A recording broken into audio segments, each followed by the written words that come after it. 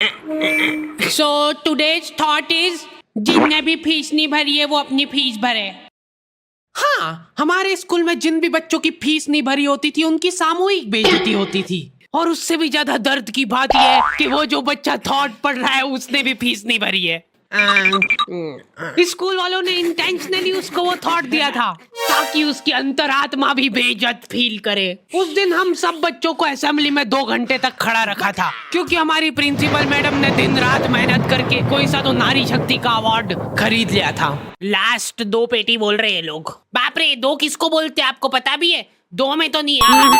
हाँ, लेकिन मैडम आप मानोगी नहीं, आपके पहले जितने लोग आए उनको मैंने 4 पेटी से कम में दिया नहीं किसी को। चलो उठा लो इसको। अरे उसको नहीं, लाश को। ठीक है। मैम आपको दिख रहा है ना सामने का राम नाम।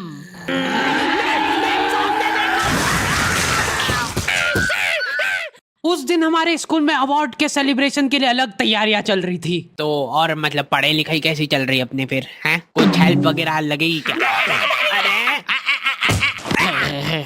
अरे मैम का स्केच।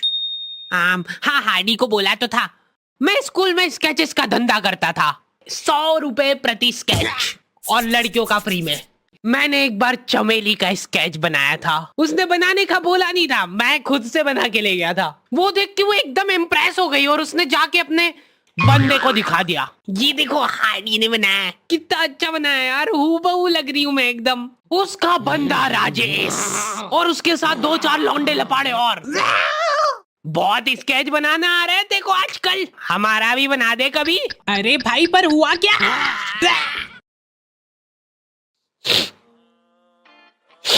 मैं रोते हुए एक ही चीज सोच रहा था कि ऐसा क्या गलत कर दिया यार मैंने। सिर्फ आई लव यू चमेली तो लिखा था मैंने।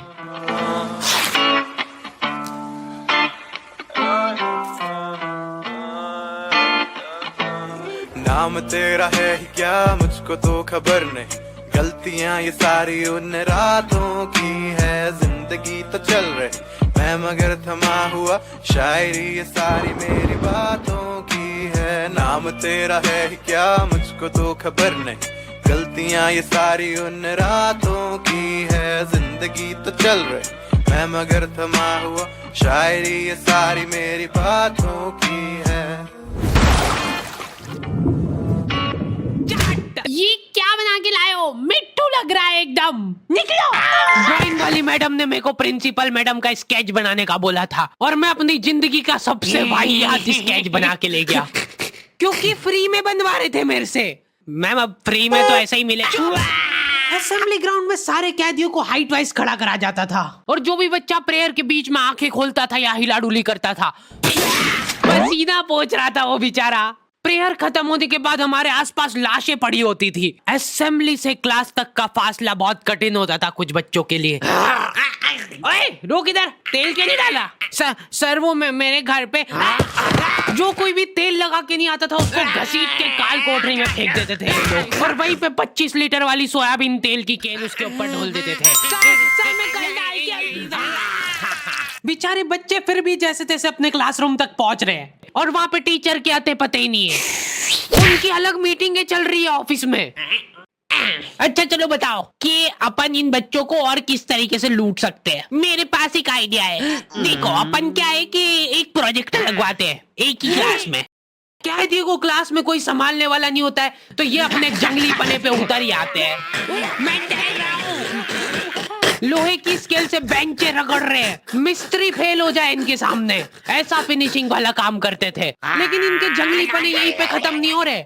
2 लौंडे उठे और उन्होंने उनकी बेंच उठा के खिड़की से बाहर फेंक दी। अब उनको देख के बाकी बच्चे भी क्लास का सारा सामान उठा के खिड़की से बाहर फेंक रहे। और क्यों कर रहे हैं ये सब वो इनको खुद को नहीं पता है। मैम शायद बाहर छोड़ो, इधर ध्यान दो ना आप। तो अपन ये जो प्रोजेक्टर लगवाएंगे इसको अपन नाम देंगे स्मार्ट क्लास और उसकी अपन लेंगे अलग से फीस। ठीक है, पर कभी किसी बच्चे ने नहीं दी तो? अरे भूषण जी, फीस पेरेंट्स देते हैं, बच्चे नहीं। 1 हफ्ते में 1 पीरियड लगता था स्मार्ट क्लास का, जो बच्चों को स्मार्ट बनाने के लिए काफी था। पॉपकॉर्न लाया था ना तू आज? खोल टिफिन। मूवी चलेगी अभी मूवी। ये लोग ऐसे बैठे कि अभी लड़की आके मुजरा करेगी इनके सामने। जिन भी बच्चों ने वो एक्स्ट्रा फीस नहीं भरी होती थी उनको वो 1 पीरियड के लिए क्लास के बाहर जाना पड़ता था। ये सब हरकतों में ही 10-15 मिनट निकल जाते थे। उसके बाद टीचर आके जैसे ही प्रोजेक्टर चालू कर रही है उसकी आधी स्क्रीन जने का सीलिंग पे ही चढ़ रही है। तो अब उस स्क्रीन को फिक्स करने के लिए एक एक्सपर्ट आदमी को बुलाया जाता है। हाँ सही सोच रहे हो भूषण।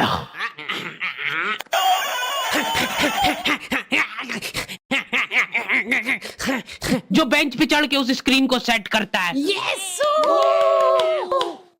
और जैसे ही प्रोजेक्टर चालू होता था पीरियड ही ओवर हो जाता था। और जो गरीब बच्चे बाहर खड़े थे उनमें से गलती से एक ने क्लासरूम में झांक लिया। क्या देखा तूने? है क्या देखा? मैम कुछ नहीं, बस एक लाइट जलती हुई दिख रही थी मेरे को।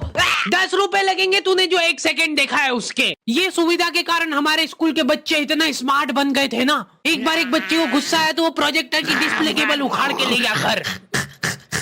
और अफसोस उस दिन के बाद कोई भी बच्चा स्मार्ट नहीं बन पाया। मैम जल्दी चलो ऊपर एक केस हो गया। हमारे स्कूल में आए दिन कुछ न कुछ केस होते रहते थे, लेकिन ये केस थोड़ा पेचीदा था। हमारी क्लास के किसी बच्चे ने लव लेटर लिखा था चमेली को और वो लग गया टीचर के हाथ। तो ये अब केस बन चुका है पूरे स्कूल का। सारे टीचर लोग अपने काम धाम छोड़ के उस मुजरिम को पकड़ने में लग गए। जो टीचर लीव लेके छुट्टी मनाने गए थे वो आधे रास्ते से पलट के आ गए थे। ये सर आ गए। बेटा सही सही बता दो किसने लिखा है। अब ये 10-15 टीचर लोग आपस में डिस्कशन कर रहे हैं। सर आपने लिखा है तो बता दो, अपन बात दबा देंगे। फिर इन्होंने एक और एक्सपर्ट टीचर को बुलाया। बेटा सुन लो, मैं शकल देख के बता देती हूँ एक बार में कि कौन है मुजरिम। तुम बाहर जाओ। हाँ तुम भी बाहर जाओ। तुम भी। क्लास में सिर्फ 4 लड़के बचे जिनमें से एक मैं हूँ। बाकी सभी बच्चे इसके शक के दायरे में थे। उन सभी बच्चों को काल कोठरी में ले जाके टॉर्चर किया जा रहा था। बोल दे बेटा क्यों लिखा है। इधर मैडमों को अलग चीजों की टेंशन हो रही थी। इसने चमेली में मात्रा तक गलत लगाई है। अरे रुको, इसका बाप भी बोलेगा सच। बोल दे बेटा क्यों लिखा था। बस हाँ बोल, तूने लिखा था। बोल। सर हाँ सर मैंने हाँ नहीं लिखा। सर हमने नहीं लिखा। चुप।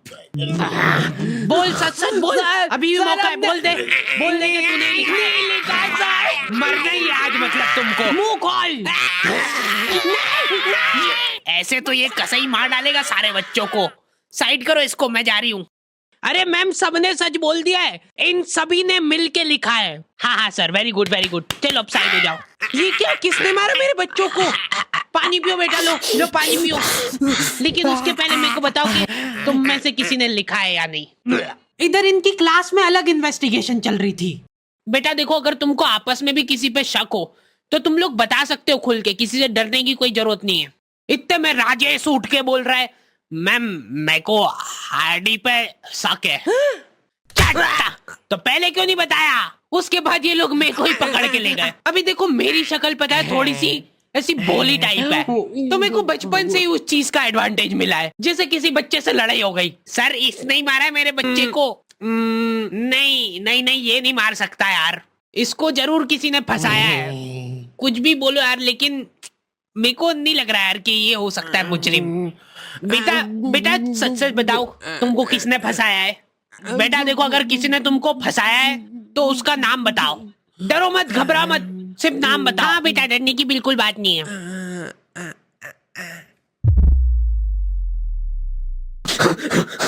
राजेश कौन है? सर मैं। बस उसी दिन राजेश मेरे को आखिरी बार दिखा था, लेकिन वो लव लेटर किसने लिखा था वो आज तक रहस्य ही है। तू लगे सामने खड़ी है तू, लगता जैसे अपने आप से लगी, खुली किताब जैसे मेरी प्यारी चमेली।